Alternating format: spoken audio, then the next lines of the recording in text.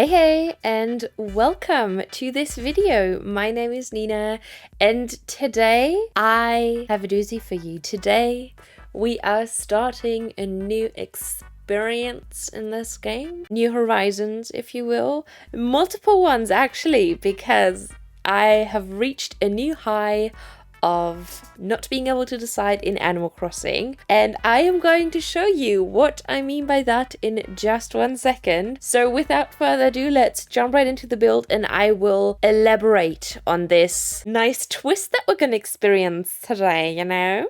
Alrighty, today we are actually going to be building 2 entrances to our new island called Sushi. Here you can see the map, very blank. It's a cute little island.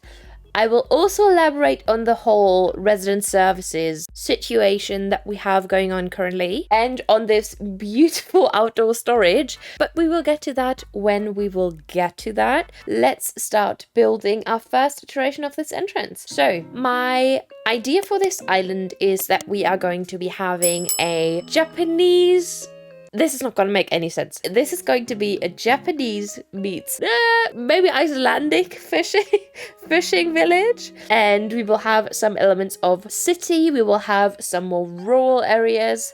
And I just want it to be a cute little town, suburban town that's maybe bordering a harbour, and it's just a cute little village where everyone's friends with each other, you know? So my first idea was, we actually planned this out on stream on Twitch. I'm going to speed run this first iteration because this is not the one that we will end up with. So it's just going to be a quick little thing to show you another way that we could have started this island. And if you like this build, I would also not be opposed to recreating it in a different location on this island, because I did really like how it turned out. I just didn't really like it as an entrance because I always want the entrance to, you know, be a statement, and this was feeling a bit too low-key. But we have this cute little street with a couple of houses near it, which was actually inspired by this beautiful Pinterest picture that I saw, and I just loved the colors. But when I recreated it, the colors were not really speaking to me. It felt really odd with the yellows of the season that we picked, like the grass and all the trees, but the bushes were still kind of green, and we had blue and red, and everything was kind of very inconsistent, which I really did not like. Yeah, we completely changed this up in a couple of minutes, but before we do that, let me actually touch on the fact that probably a couple of you have been wondering, and I've meant to explain that. I've briefly touched on it on stream, but we actually have the small resident services building. Here you can see my stunning outdoor storage again, me whiffling through. Because we will not be upgrading our house, we will not be upgrading resident services, which is also why we don't have any storage, because we still have this small house, because I want to keep it. Everything's going to stay small. And how I managed to be able to terraform without having my resident services upgraded, I will leave a link to the person who I saw do this first. I'm not sure if they were the first person to ever do this, but they were who kind of introduced me to it. So essentially what you got to do to keep your res services small and be able to terraform is you will need 2 switches, and on one switch where you already have an island, you're going to add a second character where you're going to grind for that character to unlock terraforming, custom designs, all the stuff that you need from the Nook stop. And then you are going to move that character over to a second switch to a brand new fresh island to become the new resident rep. There are tons of videos already made on it, so I'm not going to go into depth, but that's the general idea on how I achieve this and how I'm going to keep it small because it's so cute and we love a small tent. And while I explained all of that, past Nina went through a little bit of a transitional phase. I had some moments to myself. I slept a few nights on this, and then I tore everything down again because I had an epiphany so gracefully planted into my head by my mum and a dear friend and content creator who I will link that channel down below, Cosyette, who thought of maybe doing like a floating houseboat kind of style, similar to what Aurelie did, the previous island that we toured on this channel. And my mum actually mentioned Venice, like the Italian city where they have, you know, the floating houses and you get around on these little tiny little cute boats, and they have like waterways as like streets basically. And I kind of sat on that idea for a second, and then I thought, wait, I love British architecture, I love Scandi architecture, I love Japanese architecture, and you know what I love most? When everything is bordering a harbour. So what we're going to do for this island, we're going to start this island in a little harbour kind of pool thingy. So you would go down on like a little bit of a boardwalk, and there are tons of boats just like sitting there, and you can then go up on that little boardwalk, like kind of on like a higher level, and there are shops and like just a cute little harbour bordering street with like bars and houses and just a colorful town that's just cheerful and you would like to explore further. So that is exactly what this build that we started is going to be. So as you can see, I started out by, you know, creating all of this water with this stunning path. By the way, the custom designs that I'm using for this final iteration will be up on the website by the time that I'm really set on the codes, because I don't really want to go through the process 3 times. So once I am really happy with everything, I will upload them for you to also use if you so wish. But I found this beautiful code, and I only know that the boardwalk that I use is by Colin Crossing, because I feel like every island has codes of theirs. And they are just so talented. And I just kind of outlined this little water section that we are then going to plonk some boardwalks around. And they also have this very cute little rope design where I just imagine people would come to tie their boats and just secure them so that they can't, you know, drift into the ocean. Because yes, this is the ocean. This is a little section, man-made little cutout section that people made for the harbour. And that is the storyline that we're going to go with. And I just really like how that looks, especially because I just love the art items. And I'm just so excited to use them all over the island in combination with these retro transportation stops and these storefronts, and just create some more buildings again, because I really missed it. And I still want this to feel very natural. And we are actually going to create a little lookout by the end of this build.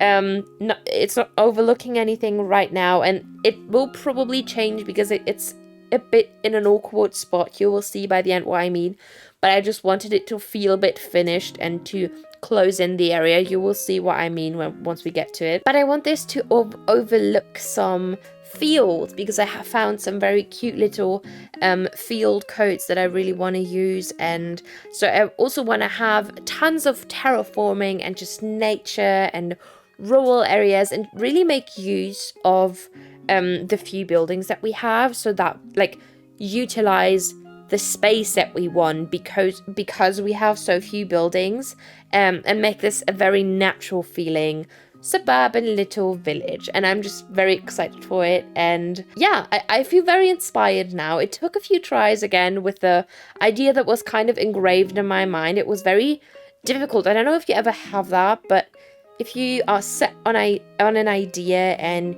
you just kind of feel like you have to stick with it, or you can't think of anything else, like it's kind of like a blueprint that you almost like project onto your island, and you see where stuff should go and you can't get that out of your mind. That's how I felt when I started this island, and it was such a struggle, which is also why I'd like to apologize for not posting at all. Like I only missed the stream last week, which was because I had a little checkup on my hip, and then I didn't post on Friday because I honestly didn't have anything to post, because I was still fidgeting with this build. But now that I'm happy, I already have a new idea for Friday's build, and we are ready to stream on Thursday, and I'm just really excited to get going again, because I felt like, I don't know, I think I was a bit burnt out, and it's always when I get towards the end of an island that I feel very burnt out, and I'm excited to start up a new one to get a fresh mindset and just enjoy the game a bit more, because you're not set on a certain theme. And I know that you don't have to be that way, but I personally can't, I can't work without a proper theme or just like an idea for an island. So whenever I get to the end of an island, I'm just glad to finish it, even though I really enjoyed making it and I enjoy how it looks and everything. But I was just so excited, and I have been sitting on this idea for a while. And since we decided to do like a colorful Japanese rural kind of village, I'm just all fired up to do this. I don't even know if you could say that. But yeah, I feel like I haven't really talked about the build, but I don't think there's need to, because all I did really was create some buildings and then just play with different shapes for the buildings, because I wanted it to feel like you had multiple options to go. But at least for this little section, I wanted it to be like a clear path to lead up to this very nice view eventually, and then lead down to resident services, because I already know how we're going to connect it in to another build that I have an idea for, which hopefully it's going to work and not go like the first entrance that I built for multiple hours, because the first build actually took me way longer than this one. Both of the builds were rather short in my kind of terms, because I usually take about like 4 to 6 hours for any kind of build, but I took 2 hours each for both of the builds, which I was just so surprised by. I think that it was because the first one, I just didn't really know at all what I was doing, so I just threw stuff together and just called it a day. And then with this one, I knew exactly what I wanted to do, so it just kind of came to me, and it just kind of flew by, and this was there like magic. I don't know.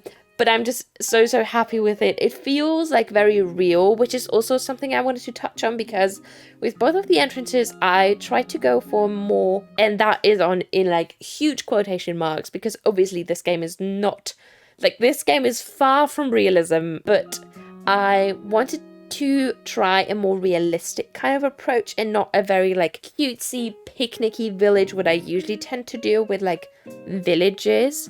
Even though I feel like I have only ever done like one proper cutesy island on my channel, but we're gonna leave that aside. Yeah, I just wanted to have like a more realistic approach to this, which is also why I'm really excited to use like the buildings and the cars and all the vehicles in general, and all the road custom designs that I found. And we have so many cool items now that I'm really excited to use, but I never really got a chance to do so. So I'm just really glad that I have finally found the theme for this new island. Again, shout out to you, Xanthi, for planting that thing in my mind and then having it cook for a second, and then I kind of evolved it into this little thing, because it's not because I didn't like the idea with like the Venice and like houseboat kind of thing, but since we just toured an island like that, and I always want to do something fairly original or like fairly unique, something a little bit different, so that, you know, it has a benefit for people watching the video and not something you've seen 20 million times, even though you probably have seen Harbour builds 20 million times. But I just always want to, you know, give it my own whirl, so I let it cook for a second, and then this popped out, and I'm just so happy with it. And I feel like I've said that way too many times already, but yeah, I'm just really glad. I did feel like it needed a bit more green, and I still think we could eventually plonk on a couple of flowers in some places, because the only like greenery and like actual nature elements that we used were a couple of trees. I'm also really excited to finally use the bamboo trees again, because they just look so gorgeous, especially the large young bamboo tree is my favorite version of the bamboo, and it's just so cute. We will actually plonk that somewhere towards the end, I believe, but I just popped in a couple more trees. It does make complete sense that some of them are on wooden planks. Thank you very much. It is very realistic. I know I said that I wanted it to be very realistic, and it does make sense for trees to grow out of wooden stuff. So we're just gonna leave it at that, and we're gonna move on from that.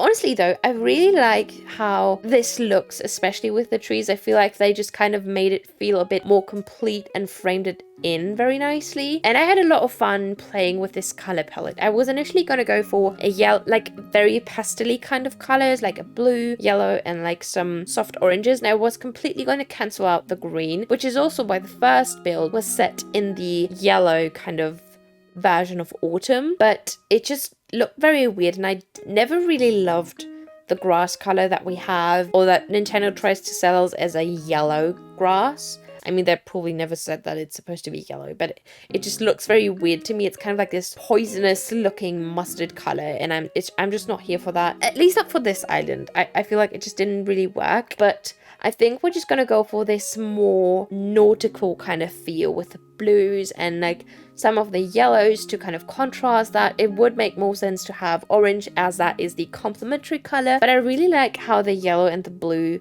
look together, and then we have kind of like orangey hues here and there in the browns that we're going to use, and there will be a lot of rust. I just think that the yellow is a lot softer on the color scheme, and we're just going to stay in this more harmonious kind of cool toned color scheme. Even though the yellow is technically a warm color, I feel like it can also feel a bit colder. So I am really glad with this color palette that we ended up using. And here you can kind of see the start that I'm making to this little lookout spot that I mentioned earlier. So I just wanted some buildings, some tall buildings in the back here towards like the center of this build, because when you were looking at this from the entrance, it felt like there was something missing, because there was just this gap in the middle where nothing popped up, and it just seemed like it was going into nothingness, into the heavens, and I was just really not here for that. So I built this. We might tear it down at one point, replace it with something else depending on what we're going to do behind it, how we're going to connect it to resident services. But for now, I really like how it looks, and it just framed it in very nicely and kind of balanced all the height that we have going on from the left side. Again, I didn't really want something too tall to the right, because I didn't want it to feel too symmetrical to add to the realism purposes and make it feel very interesting, or like a bit more interesting at least. But I popped in that utility pole earlier to kind of even out the height that we have going on the left with the medieval building, side building kind of. But I just sprinkling in a few more touches, and I think this was actually the first time that I ever dropped a shell purposefully, and I just really like how that looks. I'm really obsessed with how I think they're called the conches, I'm not sure what they were called, but I really like how they look, and especially on the puddles, it just added to this whole harbour vibe. But nonetheless, we are already nearing the end of this video, so I would like to thank you for watching, my darling. I hope you are well. I feel like this voiceover was very different because I was just so excited to talk about the general idea and all that I've done, but I really hope that you enjoyed it and that you could get inspiration from any of the two builds, really. Let me know what you think about any of the builds, if you would like to see the first iteration of the island come to like a different area on the island, and if you agree that it probably wasn't the best idea to have as an entrance. I love both ideas really, but I feel a lot more content with this one. I don't know if you ever get that feeling where you're just not happy with something and you just need to change it to get that off your chest. But yeah, thank you so much for watching again. I would love to see you on my next video or on stream on Thursday. I will be live on Twitch tomorrow celebrating our first affiliate stream because everyone is crazy and you already enable the channel to be eligible for affiliate. So thank you so much for that. I adore you all. Like I had a little bit of a cry after stream when it happened. So excited to see you then. If not, I will be live here on Thursday. And if that also isn't tickling your fancy, you can also flop in and tune on to Friday's build. Until then, take care of yourself and bye.